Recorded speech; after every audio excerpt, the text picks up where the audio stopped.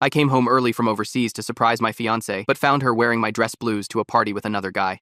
My deployment to Germany was supposed to last another 3 weeks. I got the call 2 days before our training mission was set to end. My commanding officer, Victor, pulled me aside during a routine equipment check. He had that half smile that usually meant good news. "Julian, your unit finished ahead of schedule. You're all cleared to head home early." I couldn't believe it. 3 weeks of extra time with Sloan. My heart practically jumped out of my chest. "Thank you, sir." "When do we leave?" "Transport's arranged for tomorrow morning. Surprise your girl." I practically ran back to the barracks to tell Parker. He was sprawled on his bunk, flipping through photos of his girlfriend on his phone. "Pack your bags, man. We're going home early." Parker sat up so fast he nearly fell off his bunk. His face broke into a huge grin.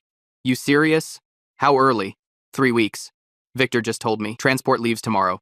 We spent the night planning our surprise homecomings. Parker wanted to show up at his girlfriend's workplace with flowers. I decided to just appear at our apartment and see Sloane's face when she realized I was home. I thought about her daily messages, each one counting down the days until I'd be back from Germany, each one ending with, "I miss you more than yesterday." The flight home felt endless. I kept checking my watch, calculating the time difference, imagining what Sloane might be doing, working at her office, maybe picking up groceries for dinner. Completely unaware I was on my way back to her. I grabbed a taxi at the airport. The driver, Nolan, was chatty, asking about my deployment. "Germany, huh? My cousin was stationed there back in the 90 seconds. I nodded, watching the familiar city streets pass by. It was around 8 p.m. on Thursday when we pulled up to my apartment building. "Thanks for your service, man," Nolan said as I paid the fare. I grabbed my duffel bag and headed inside. Our apartment door was locked, which wasn't surprising. Sloane wouldn't be expecting me for weeks. The apartment was quiet when I unlocked the door. Too quiet. Usually Sloane left music playing or the TV on low volume even when she wasn't home. Only the small lamp in the living room was on. I set my bag down and looked around. "Sloane?" I called out, even though I could tell she wasn't there. Her purse wasn't on the kitchen counter where she always left it. The coffee mug she used every morning wasn't in the sink. I unpacked my duffel bag, thinking she'd be home any minute. I took a long shower, washing away the travel grime, then changed into fresh clothes. I checked my phone. No messages from Sloane. I sent her a text. "Hey, where are you?"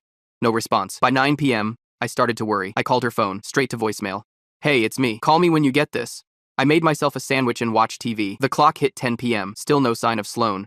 I called again, same result, voicemail. By 11 p.m., my worry had turned to genuine concern. This wasn't like her at all. I paced the apartment, checking my phone every few minutes. I tried to remember if she'd mentioned any plans for tonight in her messages. Nothing came to mind. Thursday nights were usually quiet for us. She typically came home from work, made dinner, and relaxed. I called her office. The after-hours message played, telling me to call back during business hours. My mind started creating scenarios. Car accident. Working late. Dinner with friends. But why wasn't she answering her phone? I went to the bedroom to change. Maybe she'd left a note somewhere I hadn't seen yet. That's when I noticed the closet door slightly ajar. I opened it fully, scanning my side of the closet. My dress blues were missing. I stood there staring at the empty hanger where my uniform should have been. The uniform I only wore for special occasions. The one Sloane had always said made me look incredibly handsome. I checked the rest of the closet. Everything else seemed to be in place. Just my dress blues were gone. I grabbed my phone and called Kendra, Sloane's sister. She answered on the third ring. "Julian, aren't you in Germany?" Her voice sounded strange, nervous, not the usual chatty Kendra I knew. "I came home early to surprise Sloane. Do you know where she is?" There was a long pause on the line, too long. "Kendra, are you there?" "Yes, sorry. She's at the community center across town." "The community center? What's she doing there this late?" Another pause, even longer this time. "Kendra, what's going on?" "I think you should just go there, Julian. It's on Maple Street." She hung up before I could ask anything else. Something was definitely wrong. I grabbed my keys and headed for the door. Whatever was happening, I needed to find out. I grabbed my phone and called Kendra back immediately. She picked up on the first ring this time. "Kendra, what's going on? Why is Sloane at a community center this late?" Her voice trembled slightly. "Julian, I really think you should just go there." "Is she in trouble? Just tell me what's happening." There's an event. For you?" That made no sense. I pressed harder. "What kind of event? And why does she have my dress blues?" Kendra sighed heavily. "Julian, please, just go to the community center on Maple. It's the big brick building with the green awning." She hung up before I could ask anything else. I stared at my phone in frustration. That's when I noticed the missed calls. 7 of them from my brother Devin, spanning the last 3 days. No voicemails, just calls. I dialed his number. He answered almost immediately. "Julian, is that really you?" His voice sounded strange, almost shocked. "Yeah, it's me. Why wouldn't it be?" There was a long pause. I could hear him breathing. "Devin, you there?" "They told us you were dead, Julian. There was an accident during training in Germany. Everyone thinks you're dead." My stomach dropped. "What? That's insane. I'm obviously not dead." "Holy shit," Devin whispered. "Everyone's at your memorial service right now." Sloane organized the whole thing. The room started spinning. I sat down hard on the edge of the bed. "Memorial service? At the community center?" "Yeah. Started at 8 p.m. I was going to head over there after my shift." My mind raced. None of this made any sense. "I need to go," I told Devin. "I'll call you later." I hung up and went straight to the kitchen trash can. Something made me dig through it. Near the bottom, I found a crumpled, official-looking letter. I smoothed it out on the counter. It was a death notification letter on Department of Defense letterhead. My name was on it. Cause of death: training accident in Germany. The letter looked authentic at first glance, but I noticed small errors. The commanding officer's signature wasn't Victor's. The date format was wrong. I stormed out of the apartment and pounded on my neighbor Jamal's door. He opened it, then his eyes went wide. "Julian, what the hell, man? Did you know about this memorial service?" Jamal looked uncomfortable. "Yeah, Sloan told everyone in the building last week. Said you died in some accident overseas. She was pretty broken up about it." "And you believed her, without checking?" He shrugged. "Why would she lie about something like that?" I pulled out my phone and checked Sloan's social media. Her profile picture had been changed to a photo of us together. Her status: missing my soldier, forever in my heart. There were dozens of sympathetic comments, photos of her looking sad at what appeared to be a wake, her wearing black, her holding a folded American flag. All lies. I ran downstairs and flagged down a taxi. The driver looked at me in the rearview mirror. "Where to?" "Community Center on Maple. Fast as you can."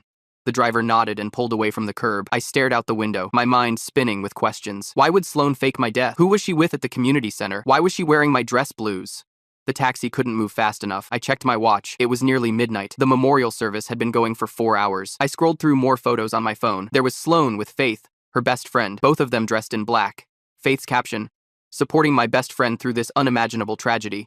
Another photo showed Sloan's mother Yvette hugging her. "My daughter is so strong facing this loss." I found a post from 2 weeks ago. Sloan had written, "Received the worst news of my life today. My heart is shattered." That's when she must have created the fake notification letter. 2 weeks of planning this charade. The taxi pulled up to the community center. Lights still blazed from inside. Cars filled the parking lot. I paid the driver and stepped out. Through the windows, I could see people mingling, drinking. Some were even laughing. My own memorial service. And I was about to crash it. I took a deep breath and walked toward the entrance. My hands shook with anger, but I steadied them. I needed answers. The glass doors loomed ahead. Inside, I could make out a large photo on an easel. My official military portrait in my dress blues. The same dress blues Sloan was now wearing. I could see her across the room, standing next to a tall man with dark hair. She was smiling at him, not looking grief-stricken at all. I pushed open the door and stepped inside. I pushed open the glass doors and stepped into the community center. Every conversation in the room stopped immediately. The clinking of glasses halted. Someone gasped loudly. I stood just inside the entrance, scanning the room. Dozens of people stared back at me with wide eyes and open mouths. Some looked like they'd seen a ghost. Others appeared confused. My eyes locked onto Sloan. She stood near the center of the room in my dress blues uniform. The jacket was too big for her slender frame. The sleeves rolled up slightly. She was holding a glass of champagne and laughing with a tall man in a black suit. Her laugh died when she saw me. The champagne glass froze halfway to her lips. Her face drained of color completely. The tall man beside her noticed her reaction and turned to follow her gaze. When he saw me, he took a deliberate step away from Sloan. His eyes darted between us nervously. I walked forward slowly. The crowd parted like water. No one spoke. No one moved. There was a large easel display near Sloan with my official military portrait on it. Flowers surrounded the photo. A banner above read, "In loving memory." I stopped directly in front of Sloan. She looked like she might faint. "Surprise," I said. My voice came out harder than I expected. Faith, Sloan's best friend, stood nearby holding a champagne flute. It slipped from her fingers and shattered on the floor. The crash echoed through the silent room. "Julian?" Faith whispered. "How is this possible?" Before I could answer, Sloan's mother, Yvette, let out a strangled cry from somewhere to my right. I turned just in time to see her eyes roll back as she collapsed. 2 men rushed to catch her before she hit the floor.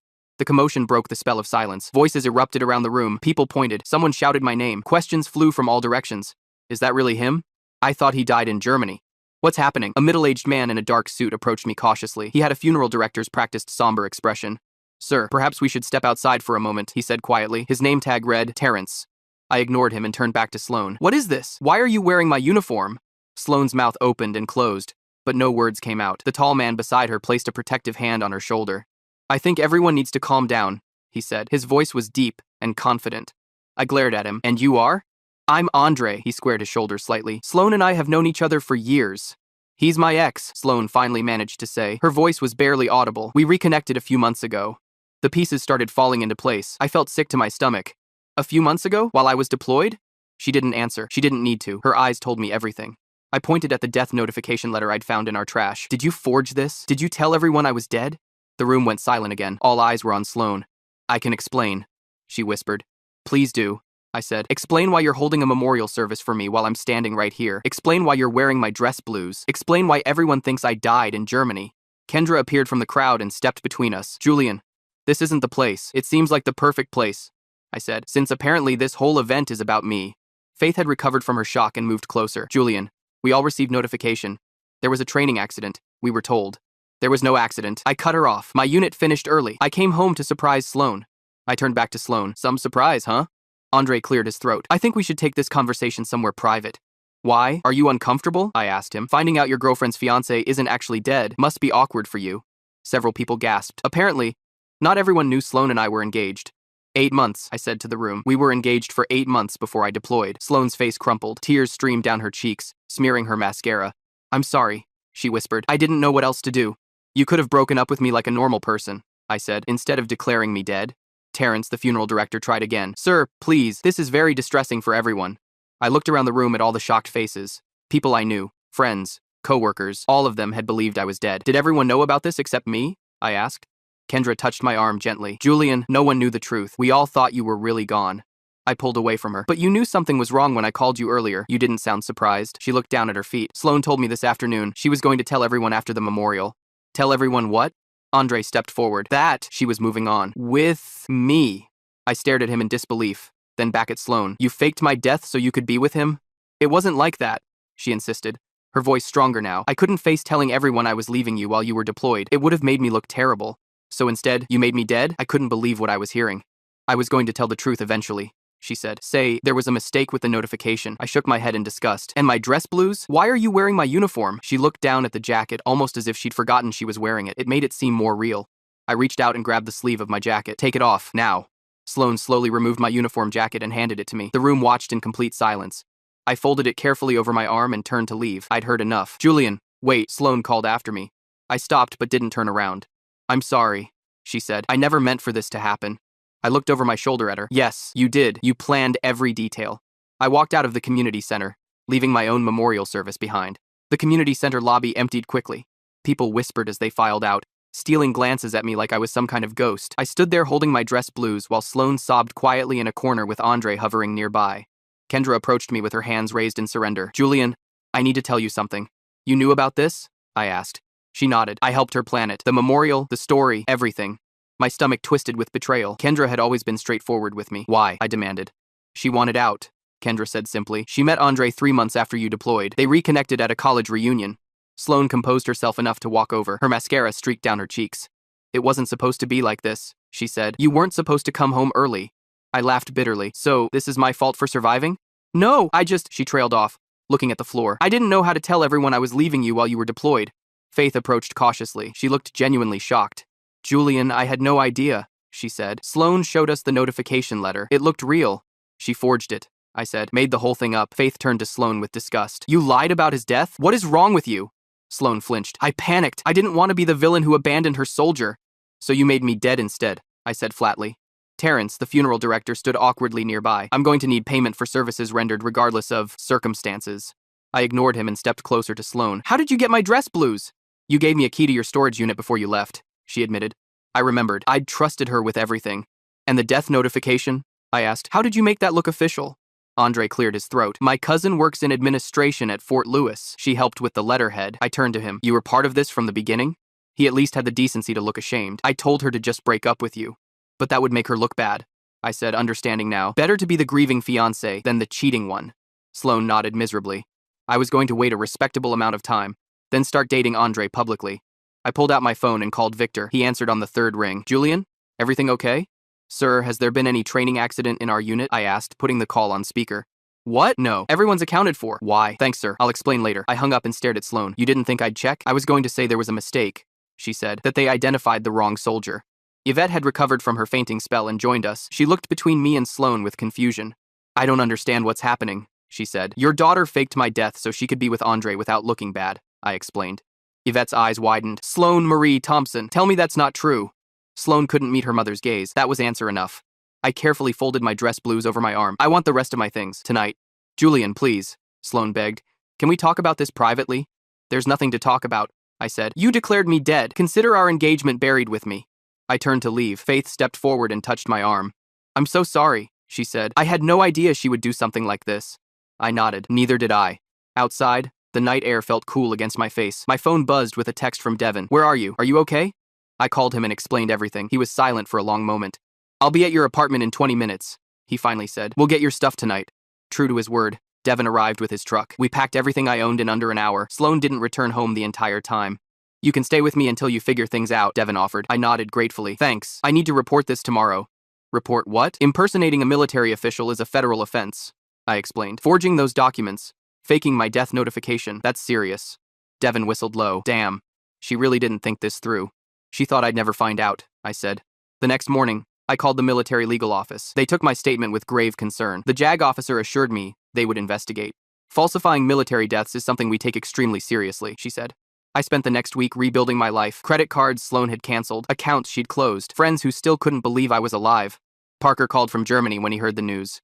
Man, that's the craziest thing I've ever heard, he said. You okay? Getting there, I told him. 2 weeks later, Sloan was formally charged with forgery and impersonating a government official. Andre's cousin faced similar charges. The story made local news. I didn't attend the hearing. I was already back on base, focusing on my next deployment. Victor had been understanding about the whole situation. Some people can't handle military relationships, he said. Better you found out now. He was right. As painful as it was, Sloan had shown me exactly who she was, and I was better off knowing.